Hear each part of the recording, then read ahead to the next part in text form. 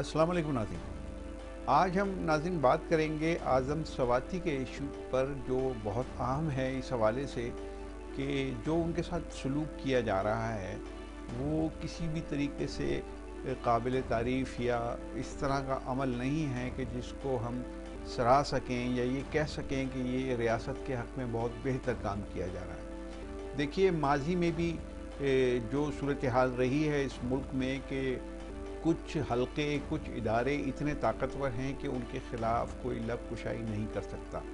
आज भी वही सूरत हाल उसी तरीके से बरकरार है और आज़म स्वाति के साथ जो किया जा रहा है वो कतई तौर पर आइनी एतबार से, कानूनी एतबार से दुरुस्त नहीं है।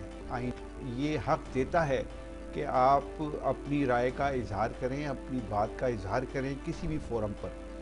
आज़म स्वाति ने अगरचे जो अल्फाज इस्तेमाल किए शायद वो तल्ख हो सकते हैं वो अल्फाज, लेकिन जो उनका माफ़ी ज़मीर था उस मामले में वो कतई तौर पर इस तरह का नहीं था कि जो उनके साथ सलूक किया जा रहा है। मैं वाज़े करता चलूँ कि मैं कतई तौर पर आज़म स्वाति का हामी नहीं हूँ और मैं बहुत सख्त तनकीद उन पे माजी में भी करता रहा हूँ और अभी भी तक करता रहा हूँ गुज़िश्ता दिनों।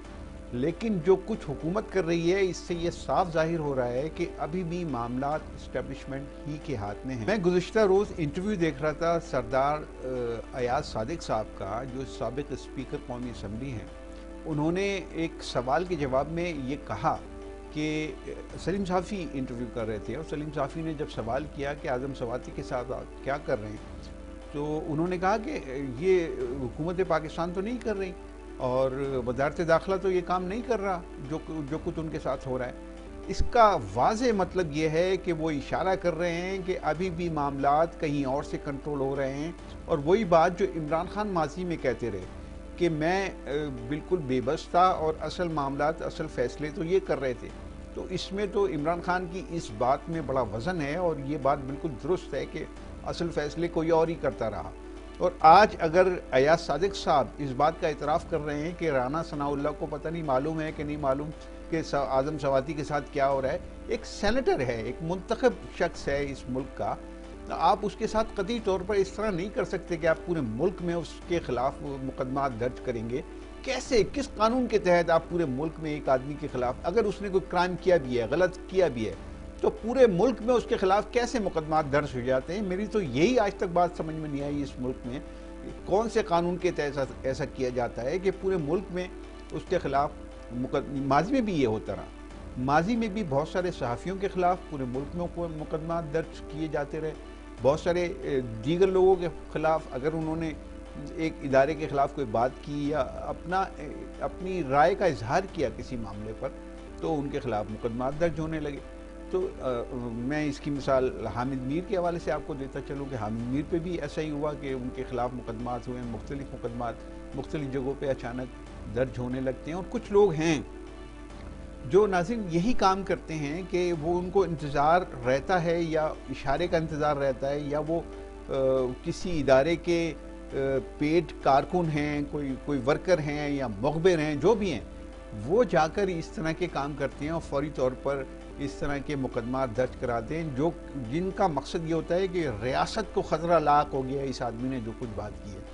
अब अगर आज़म स्वाति ने ये साबिक़ आर्मी चीफ़ को ये कहा कि ये ही सारे फ़ैसले कर रहे थे, असल आदमी यही था, इसी ने रिजीम चेंज किया, तो इसमें गलत क्या था? उन्होंने तो ख़ुद एतराफ़ किया अपने मीडिया पर आके अपनी आखिरी तकरीर के दौरान कि हम इन्वॉल्व रहे हैं। और अगरचे उन्होंने गुज़िश्ता साल फरवरी की बात की कि उसके बाद से हम पॉलिटिकल हो गए, लेकिन हकीकतन तो ऐसा नहीं है। वो बाद में मुनीस जुलाई को और MQM वालों को मशवरे देते रहे कि आपको क्या करना चाहिए। इसका मतलब ये कि फाइनल अथॉरिटी तो वो थे। अब ये अगर बात किसी ने कह दी है तो आप उसके पीछे लट लेके पड़ जाएं, उसको आप बिल्कुल ख़त्म करने की कोशिश करें, उसको सफ़ाई से मिटाने की कोशिश करें। ये तो कतई तौर पर दुरुस्त नहीं है। ये कोई आज़ाद रियासत में इस तरह का काम ना होता है, ना किया जाना चाहिए। पाकिस्तान एक आइनी तौर पर एक आज़ाद रियासत है। जो आइन पाकिस्तान में है 1973 का, उसके तहत पाकिस्तान के शहरियों को बहुत सारे हुकूक मिलते हैं और उन हुकूक के तहत वो बहुत सारे ऐसे काम करते हैं कि उनको आज़ादी है वो काम करने की, बोलने की आज़ादी है, लिखने की आज़ादी है, उसी आइन के तहत। اب آپ اسی آئین کے تحت اگر کسی نے کوئی بات کی ہے، میں مانتا ہوں کہ اگر الفاظ کہیں تلخ ہیں یا سخت ہیں تو ان کو تھوڑا سا نرم ہونا چاہیے، یا وہ اگر غیر موضوع الفاظ ہیں تو ان کو بھی اس کا بھی لیول کچھ بہتر ہونا چاہیے. لیکن غیر موضوع الفاظ تو ماضی میں سبھی سیاستدان ایک دوسرے کے خلاف استعمال کرتے رہے. کیا شہباز شریف صاحب یہ نہیں کہتے رہے تھے کہ زرداری صاحب کا پیٹ پھاڑ کے نکال لوں گا پیسے اور ان کو سڑکوں پہ کھینچوں گا، گلیوں میں گھسیٹوں گا؟ تو یہ ماضی میں کہتے رہے ہیں نا، اس طرح کی لینگویج استعمال ہوتی رہی ہے. اور ایک دوسرے کے خلاف یہ ڈیڈلی اینیمی تھی، یہ دونوں پارٹیاں، یعنی نون لیگ اور پاکستان پیپلز پارٹی ایک دوسرے کی ڈیڈلی اینیمی تھی. تو بعد میں ان کے معاملات کہیں اور صحیح ہو گئے اور انہوں نے کہا کہ بھئی آپ ایک پیج پہ آ جاؤ، وہ ایک پیج پہ آ کے حکومت میں آ گئے. یہ تو اس میں کوئی دو رائے نہیں ہے، یہ حقیقت ہے. جو حقیقت حال ہے اس کو تسلیم کرنا چاہیے. یہ الگ بات ہے کہ جو تبدیلی آئی ہے وہ آئینی طریقے سے آئی ہے، یعنی کور آئینی طریقے سے استعمال کیا گیا ہے. جو تبدیلی آئی ہے اس کا کور آئینی ہے، لیکن حقیقتاً اس کے پیچھے طاقتیں کوئی اور تھیں اور ہیں. تو اب وہی طاقتیں اعظم سواتی کے پیچھے پڑ گئیں، پہلے وہی طاقتیں نواز شریف کے پیچھے پڑی ہوئی تھی، پہلے وہی طاقتیں اور لوگوں کے الطاف حسین کے پیچھے پڑی ہوئی تھی، کیونکہ ان کو بنایا بھی انہی طاقتوں نے تھا اور ختم بھی انہی طاقتوں نے کرنے کی کوشش کی ہے. تو اصل بات یہ ہے کہ آج بھی معاملات کسی اور کے ہاتھ میں ہیں. میں یہ حتمی طور پر آپ سے گزارش کرنا چاہتا ہوں، آپ کے سامنے اپنی یہ گزارش رکھنا چاہتا ہوں کہ یہ معاملہ بالکل 100% وہی ہے جو ماضی میں کبھی ہوتا تھا.